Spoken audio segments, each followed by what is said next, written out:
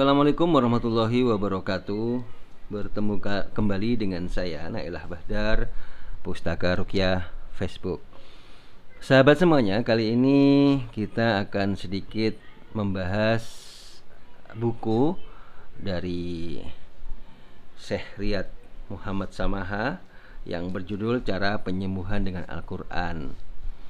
Kita sedikit mengambil topik bahasan seputar tentang penyakit yang ada di halaman 17 dan 19 dan 20 kalau tidak salah. Oke. Syekh Samaha ini dalam buku yang berjudul Cara Penyembuhan dengan Al-Quran, beliau mencoba mengulas tentang penyakit dan ruqyah. Beliau memberikan ulasan tentang pengertiannya tubuh, kemudian jiwa, kemudian roh. Nah, ada yang paling bagus yaitu di halaman 19. Di situ disebutkan bahwasannya tentang tubuh. Pada semuanya atas tubuh ini kita hidup dan tampaknya kita lenyap. Lalu apa usaha masih berguna? Apakah penyakit fisik diterapi dengan obat fisik sembari terus memohon pertolongan kepada Allah dan karena penyakit fisik ini adalah serangan dari virus, mikroba atau kuman dan lain sebagainya yang berakibatkan menyebabkan disfungsi organ tubuh manusia. Tentu terapinya dengan sistem medis pula katanya. Adapun penyakit rohani, maka terapinya adalah terapi rohani. Doa-doa, perlindungan yang syar'i dengan metode Qur'ani. Beliau menegaskan bahwasanya penyakit rohani tidak akan bisa diobati dengan alat-alat medis. Nah, di halaman berikutnya, halaman 20, di sini ya, beliau menjelaskan tentang jenis-jenis penyakit. Saya mencoba meresum kurang lebih menurut beliau ya, penyakit. Nah, ini penyakit. Kemudian ini ada 4, yaitu penyakit ini ada 2, ada jasmani, ada ruhani. Kemudian penyakit jasmani dan rohani ini pun dibagi lagi. Kalau kata beliau, ada yang penyakit yang fisik murni ya, fisik murni. Kemudian ada lagi yang ruhani fisik. Ada lagi yang kemudian fisik dan ruhani. Jadi gini.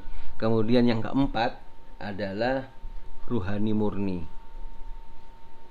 Begitu kata Syekh Samaha dalam bukunya di halaman 20. Jadi yang fisik murni ini adalah tentu obatnya adalah selain Quran juga tentu dengan obat medis. Sementara yang ruhani fisik dan ruhani murni ini kata beliau tidak akan bisa diobati oleh medis. Ini pure dengan Quran, dengan doa-doa, dengan penjagaan dari doa-doa tadi ya. Sebagaimana dicontohkan beliau dalam terapi yang ruhani fisik misalnya. Ya. Di sini dijelaskan bahwasannya banyak kejadian ya, semisal yang ini, ada orang menjadi lumpuh, orang itu menjadi bisu, orang itu menjadi tuli karena disebabkan oleh gangguan jin.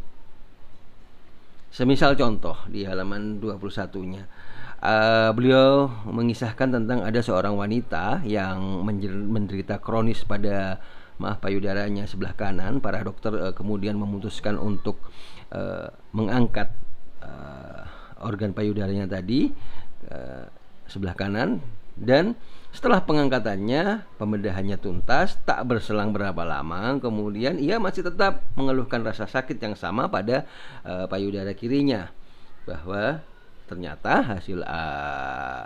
hasil diagnosa medis ternyata juga harus diangkat payudara yang kiri. Nah, keluarga dari si pasien tadi pun terperanjat. Akhirnya mereka mencoba berobat dengan Al-Quran, kemudian diruqyah, kemudian dengan izin Allah ternyata ada gangguan jin. Jin bicara menggunakan lidah wanita tadi, menegaskan bahwasanya ialah yang menyakiti dan ia yang akan membunuh, dalam tanda kutip ya, si wanita tadi. Bahkan rencananya ia akan menyerang lututnya.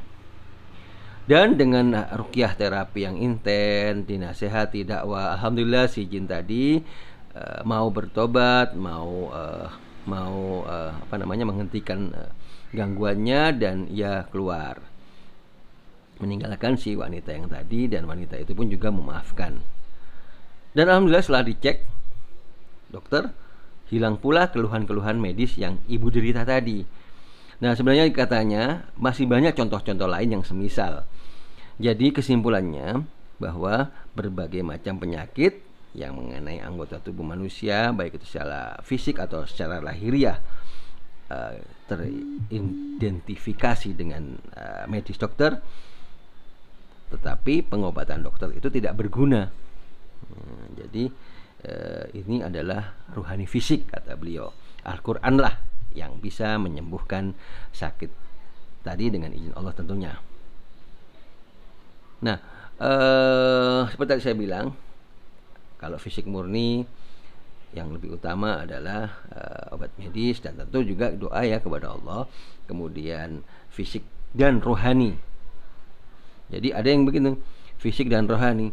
Mengapa fisik dan rohani? Karena di banyak riwayat pun juga Rasulullah selain berusaha melalui terapi-terapi Qurani, juga beliau menganjurkan semisal berobat-obat sesuai ikhtiar, seperti berbekam kalau zaman dahulu ya, kemudian minum-minum herbal seperti habatus sauda, madu, kurma ajwa, dan lain-lain. Ini berkaitan dengan yang fisik dan rohani. Kemudian ada namanya ruhani murni. Ya, ini ruhani murni.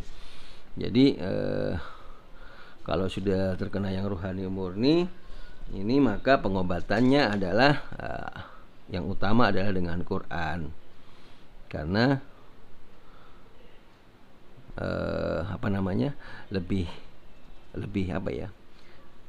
lebih cocoknya seperti itu. Nah, berkaitan dengan ini lebih lanjut lagi, kalau kita merujuk kepada bukunya Syekh Said Abdul Azim yang berjudul Keajaiban Terapi Ruqyah. Di situ beliau lebih jelas lagi akan menerangkan tentang ilusi dan dampaknya. Nah, sebelumnya kita harus pahami dulu bahwasannya ada istilah halusinasi, ada istilah ilusi. Nah, kalau ilusi ini adalah kalau dalam dunia kedokteran jiwa, yaitu istilahnya lebih gampangnya, halusinasi itu tidak ada apa-apa tapi merasa ada gitu loh. Sementara kalau ilusi atau waham, salah merasa atau salah mengindra.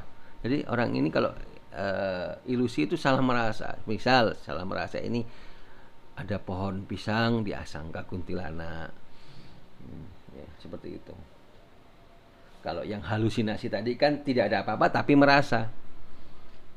Jadi merasa ada orang yang membisiki, merasa ada semut yang mengerubuti, itu halusinasi. kurang lebih begitu ya simpelnya. Nah, dalam buku yang berikutnya kita coba mengaitkan dengan buku ini. Nah, di dalam buku berjudul Keajaiban Terapi Ruqyah ini di halaman 166 lebih lanjut Syekh Said Abdullah Azim ini menguraikan bahwasannya ilusi dan pengaruhnya terhadap orang sakit dan pasien. Banyak dari pasien yang datang itu mengalami ilusi. Sebagian besar ya, mereka salah merasa. Seperti tadi, pengertian simpelnya ilusi itu salah merasa atau waham. Seringkali karena adanya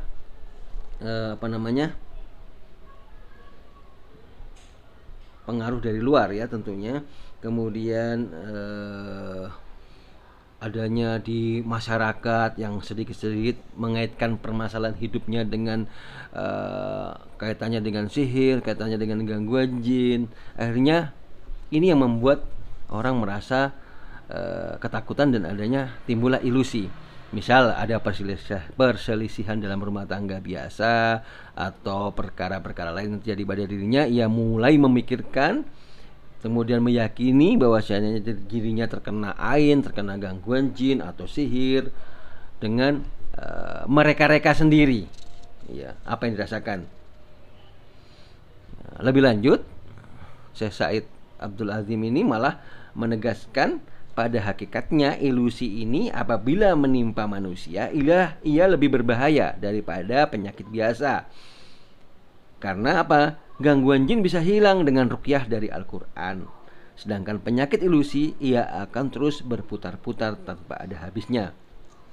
Sebagian manusia, kata beliau lagi dalam bukunya, akan berilusi bahwa ia terkena sihir atau seseorang telah menyihirnya karena permasalahan yang ada di antara mereka, sehingga pikirannya menjadi terganggu, hidup tidak tenang, kemudian menganggap dirinya terkena sihir. Nah ini maka akan berdampak seperti terlihat terkena gangguan jin atau sihir, atau ia akan mengalami kejang-kejang, pingsan, atau dalam ilmu psikologi modern disebut autosuggestion, muncul gelisah dan lain-lain sebagainya. Nah, itulah tadi.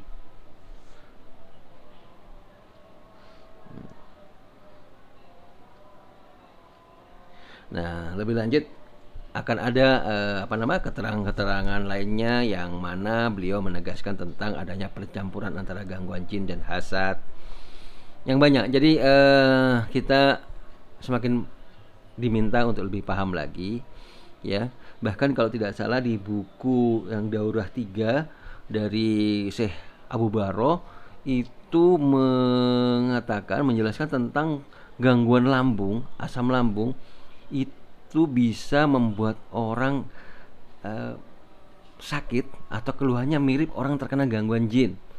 Ada halusinasi seperti itu, padahal itu kena asam lambung. Jadi mari kita dudukkan ini pada porsinya ya. Demikian sekilas sedikit keterangan dari saya. Mungkin saya juga perlu membaca lagi lebih lanjut ya, agar sama-sama nanti bisa saya uraikan, sama-sama kita paham, tidak serta-merta kita sedikit-sedikit kena sihir, sedikit-sedikit kena jin, sedikit-sedikit kena gangguan ain. Ya, demikian. Kita ingat tadi bahwasanya Syekh Riyad Muhammad Samaha menjelaskan ada membagi sampai 4 ya kriteria penyakit seperti itu. Demikian bersama saya Nailah Badar, Pustaka Ruqyah. Wassalamualaikum warahmatullahi wabarakatuh.